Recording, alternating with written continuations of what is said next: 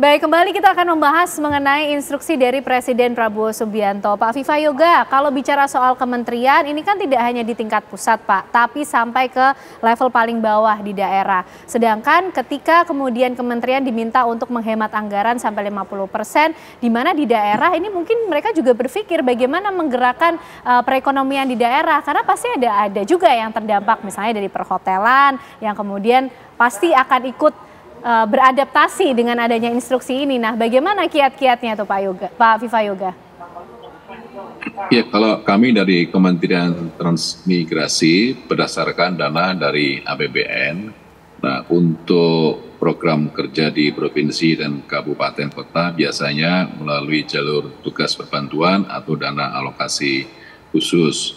Nah, yang berkaitan dengan APBD provinsi dan kabupaten kota juga sebaiknya melakukan hal yang sama, yaitu proses penghematan terhadap anggaran yang kemudian itu bisa dimanfaatkan untuk kebutuhan-kebutuhan strategis yang bisa memberikan manfaat buat masyarakat. Kalau kemudian berkaitan dengan hotel dan restoran, itu ya ada upaya lain saya rasa, misalnya untuk pengembangan pariwisata, pengembangan UMKM, kreasi, inovasi yang tentu itu dibutuhkan oleh seluruh stakeholder yang berkaitan dengan pengembangan ekonomi-ekonomi yang ada di provinsi, kabupaten, kota. Intinya bahwa kebijakan untuk penghematan anggaran kepada alokasi program yang tidak penting, yang tidak prioritas, itu harus segera dilakukan. Dan itu juga tentu akan membawa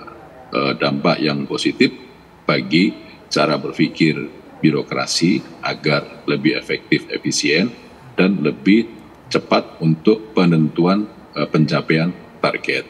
Dan ini menjadi sebuah tantangan tersendiri karena upaya melakukan modernisasi cara berpikir, cara bertindak, dan mengembangkan kultur yang progresif, yang inovatif, itu menjadi kebutuhan dari seluruh kementerian lembaga yang ada. Oke. Gitu, Mbak. Bicara soal eksekusi, kapan Pak Vivayoga mungkin dari Kementerian Transmigrasi sendiri juga tadi kan sudah menyatakan siap. Eksekusinya kapan nih Pak? Karena itu tentunya yang menjadi inti dari semua instruksi dan kebijakan yang disampaikan oleh Presiden Prabowo Subianto. Untuk APBN 2025 sudah diketok palu persetujuan antara pemerintah dengan DPR RI sudah ditentukan melalui rapat di Komisi 5 dan di Badan Anggaran DPR RI, kemudian diputuskan dalam bentuk Undang-Undang APBN 2025. Kemudian yang kedua, untuk program-program kerja kementerian, kita telah melakukan koordinasi sampai meneliti di level satuan 3 dengan Komisi 5 DPR. Kita harapkan ada proses checks and balances terhadap kebutuhan dan aspirasi masyarakat dengan alokasi anggaran. Nanti kita lihat proses monitoring dari anggota DPR seperti apa proses perjalanannya, dan kita harapkan antara pemerintah dan DPR bisa sinergi di dalam mengawal alokasi anggaran APBN ini agar tepat sasaran, tepat waktu, efektif, efisien, dan mencapai target yang sesuai dengan visi Bapak Presiden Prabowo untuk lebih pada penghematan, tetapi tetap mencapai target dalam proses pembangunan nasional. Oke, Bang Nasir, bagaimana nih sudah siap bersinergi juga dengan kementerian untuk bisa mengawal terus bagaimana alokasi anggaran sehingga penghematan dilakukan, tapi juga program-program prioritas juga tetap bisa dilaksanakan dan tepat sasaran?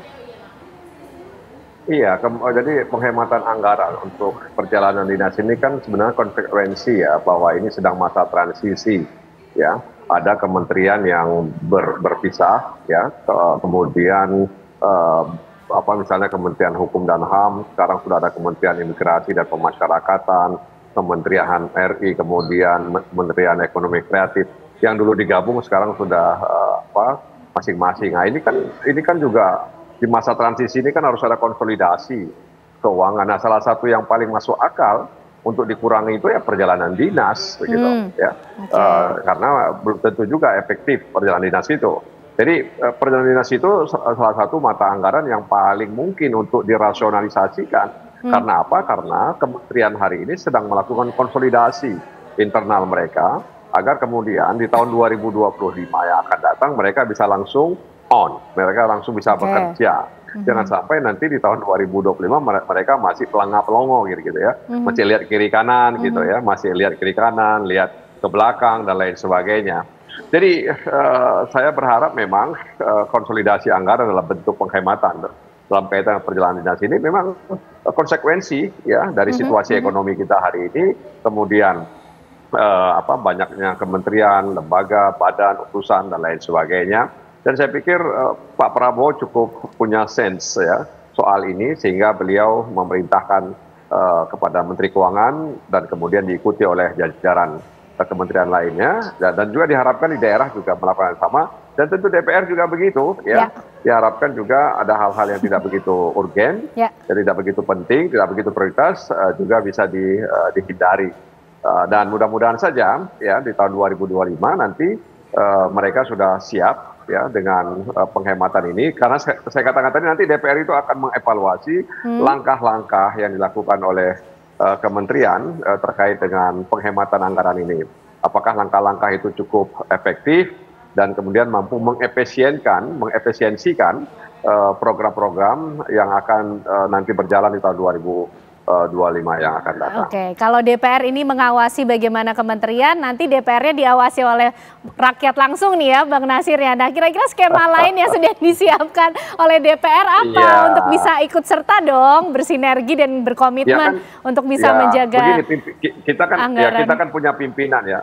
Setiap perjalanan dinas itu kan selalu mengetahui dan disetujui oleh pimpinan. Ya pimpinan DPR. Ya tentu saja pimpinan DPR nanti akan bersinergi dengan apa yang diinginkan oleh pemerintah.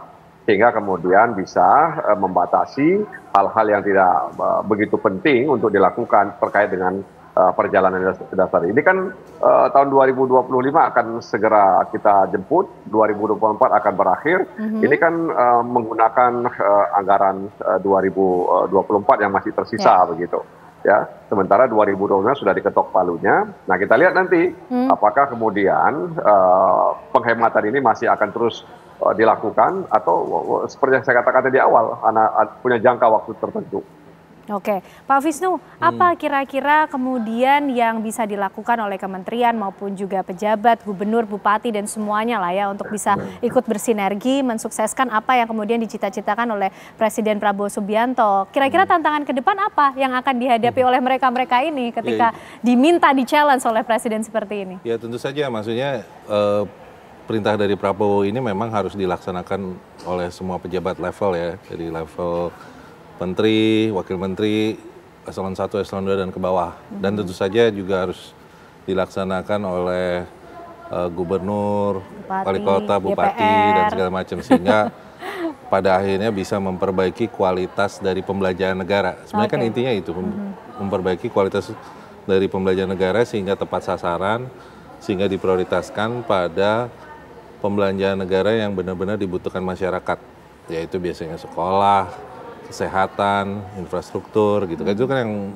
dirasakan oleh masyarakat banyak, sehingga prioritasnya itu. Tapi harus, ini ada catatan juga ini dalam arti APBN 2025 kalau nggak salah kan lebih dari 1.000 triliun ya, dan 2024 kan nggak jauh dari 1.000 triliun. Jadi sebenarnya pemotongan perjalanan dinas ini yang 30 triliun itu hanya 3% dari seluruh anggaran. Jadi sebenarnya jumlahnya nggak terlalu besar, ya. Jadi impact-nya juga sebenarnya nggak terlalu besar juga dengan sisa 1 bulan ini. Tapi ya mungkin ini usaha yang dilakukan pemerintah untuk memberikan signal ke publik bahwa mereka melakukan hal sesuatu gitu ya dalam waktu pemerintah yang baru dilantik sejak Oktober kemarin kan.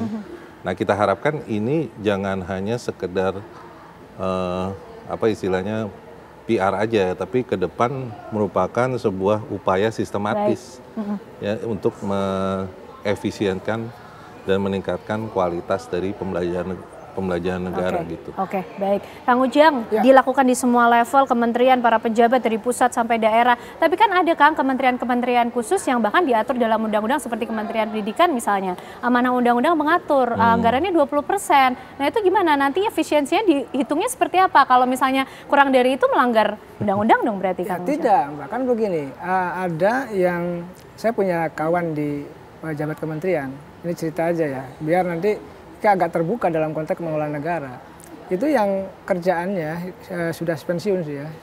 Kerjaannya adalah setiap minggu keliling daerah untuk mengadakan seminar-seminar di daerah dan kerjasama dengan pihak ketiga. Dan di situ mendapatkan penambahan anggaran ya bagi pemasukan pribadi. Kan ini menjadi persoalan. Kalau itu terjadi di banyak kementerian, itu kan menjadi pemborosan juga. Jadi menurut saya 20% ya tetap 20%, tidak akan melanggar undang-undang. Tapi tadi mengefisiensikan perjalanan dinas mereka yang banyak ke daerah, lalu mohon maaf anak buahnya, pasukannya juga ikut. Ini kan yang sebenarnya kebocoran-kebocoran yang harus ditekan, yang harus diantisipasi. Nah di sini sebenarnya peran dari Pak Menteri, Pak Wakil Menteri untuk memastikan bahwa di semua kementeriannya birokrasinya tidak seperti itu gitu loh. Ini terjadi, apalagi tadi Bang Wisnu katakan di akhir tahun ya berlomba-lomba untuk mencari pemasukan gitu ya yang lebih besar. Oleh karena itu kita tata, kita kelola bangsa ini, Pak Prabowo memastikan bahwa ini harus berjalan dengan baik, maka ya semua harus diikuti oleh semua jajaran yang di bawahnya begitu. Baik, jadi penyakit birokrasi mungkin yang selama ini harus diakui, tapi kita tunggu eksekusi dari pelaksanaan instruksi Presiden Prabowo Subianto untuk menghemat anggaran 50%, tentunya kembali lagi untuk rakyat. Terima kasih Kang Ujang, terima kasih Pak Wisnu, terima kasih juga Pak Viva Yoga, Wakil Menteri Transmigrasi sudah bergabung bersama kami malam hari ini, dan juga Bang Nasir Jamil, Banggar DPR malam hari ini juga sudah bergabung di Apa Kabar Indonesia. Malam sehat selalu semuanya. Baik.